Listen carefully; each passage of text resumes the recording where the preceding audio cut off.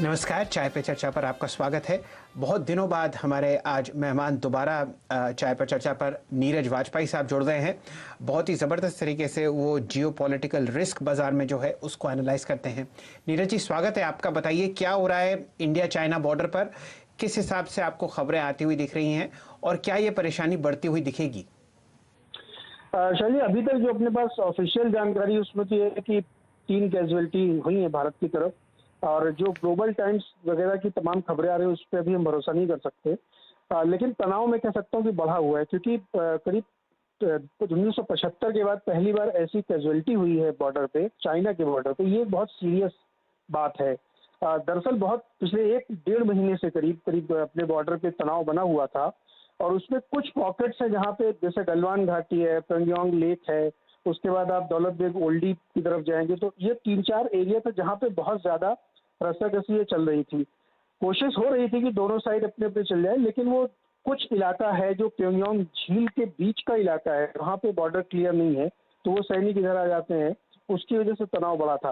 लेकिन आज के सिनेरियो में सबसे बड़ी चिंता की बात यह है कि दोनों तरफ से जो झड़प हुई है वो भी उस मौके पर जब बातचीत हो रही थी कि दोनों लोग रिसीड करें। ऐसे मौके पे ये झगड़ा होना, प्लस उनकी तरफ से जो खबरें निकल के आ रही है, उससे लगता है कि मामला थोड़ा सा सीरियस है।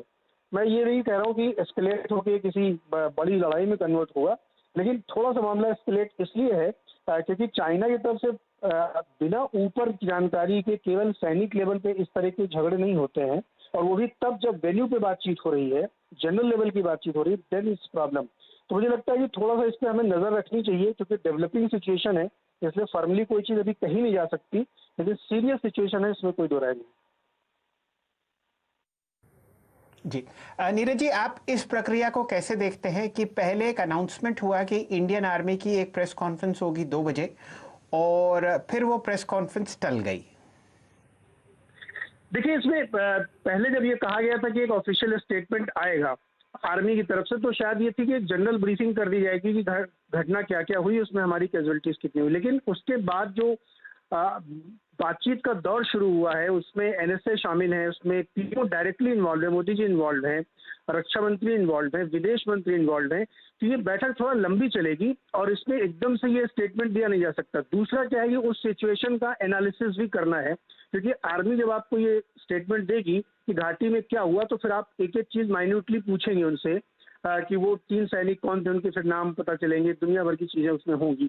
तो उससे पहले की ये जो बैठक के दौरे चल रही कि आपको तमाम जो सवाल उठेंगे उसकी स्ट्रेटजी सामने आपके रखी जा सके देश के सामने, क्योंकि अब बताना पड़ेगा। अब से पहले कोई ऑफिशियल स्टेटमेंट सरकार का पिछले 40 दिनों में नहीं था इस पे, केवल ये था कि हाँ कुछ तनाव है, उसकी बातचीत हो रही है। लेकिन आज इस मौके पे पूरी डिटेल सामने रखनी पड़ेगी, इसलिए वो जो बैठकों का दौर चल रहा है जिसमें सीधे पीएमओ इन्वॉल्व है, तो मुझे लगता है इस वजह से इस प्रोसेस को थोड़ा डिले, इसलिए प्रेस कॉन्फ्रेंस भी कैंसिल की गई है। शाम तक स्टेटमेंट आएगा, वो हो सकता है डिफेंस मिनिस्टर उसको फॉर्मली ब्रीफ करें, तो या सीएसओ करें, देखते हैं कौन करता है। लेकिन चूंकि अभी भी बैठक चल रही है, मेरी जानकारी के हिसाब से अभी भी बातचीत हो रही है, इस वजह से देरी हो रही है। बिल्कुल नीरज, जिस तरह से हम लगातार चर्चा कर रहे हैं और बाजार में भी सभी लोगों के दिमाग में आज ये एक टॉप ऑफ द माइंड था, हर एक डीलिंग रूम में इस पे चर्चाएं हो रही थी। लोग ये समझने की कोशिश कर रहे हैं कि भारत और चीन के बीच में विवाद है या ये दुनिया भर में चीन के ऊपर जिस तरह से दबाव पड़ा है उसका एक इफेक्ट है। और चूंकि हम पड़ोसी हैं, हमारे साथ चीन की हजारों किलोमीटर लंबी सीमा मिलती है, तो हमारे ऊपर सीधा असर देखने को मिल रहा है। प्रदीप, एक कॉन्स्पिरेसी थ्योरी ये चलती है कि कोविड की वजह से वो अपना ध्यान बटाने के लिए दुनिया का ऐसा कर रहा है, क्योंकि अब ऑस्ट्रेलिया ने डब्ल्यूएचओ से जांच की मांग की थी तो इंडिया ने उसका समर्थन किया था। तो एक कॉन्स्पिरेसी थ्योरी ये दी जाती है, लेकिन मैं इससे सहमत नहीं हूँ। मेरे हिसाब से जो हमारी करीब 3,500 किलोमीटर की बॉर्डर है, जिसको हम एलएसी कहते हैं, उस एलएसी में 11 पॉइंट्स ऐसे हैं जो डिस्प्यूटेड हैं। अब उसमें दिक्कत क्या है? देखिए, गलवान घाटी में प्रॉब्लम नहीं है। जो हमारी सड़क बनी है, जो बीआरओ ने बनाई है, उस सड़क से एक 9 किलोमीटर की सड़क गलवान घाटी की तरफ जाती है। वो 9 किलोमीटर की सड़क असली दिक्कत है, वो पूरी लंबी 250 किलोमीटर की सड़क में दिक्कत नहीं है, क्योंकि वो 9 किलोमीटर की वजह से गलवान घाटी स्ट्रेटेजिकली आपके फेवर में जाती है। फिर आपकी ये जो 250 किलोमीटर की सड़क ऊपर दौलत बेग ओल्डी एयरपोर्ट तक जाती है, जो दुनिया का सबसे ऊंचा एयरपोर्ट है, वहां से स्ट्रेटेजिकली आप चाइना के ऊपर भारी पड़ते हैं। दिक्कत कहां पे आ रही है कि जो पीओके के ऊपर एक सड़क बना रहा है चाइना पाकिस्तान से लेकर के, आप दौलत बेग ओल्डी में बैठ के वहां से उसको रोक सकते हैं, क्योंकि आप हाइट पे हैं, 14,500 की हाइट पे आप हैं, वहां से आप उसको रोक सकते हैं। तो ये एक स्ट्रेटजिक वॉर है कि वो उसको दिक्कत दौलत बेग ओल्डी पे भी है, उसको ये गलवान की तरफ जो 9 किलोमीटर की सड़क गई उस पे भी है, इसीलिए उसने नेपाल को भी भड़काया और नेपाल ने अपने नक्शे में चेंज किया। तो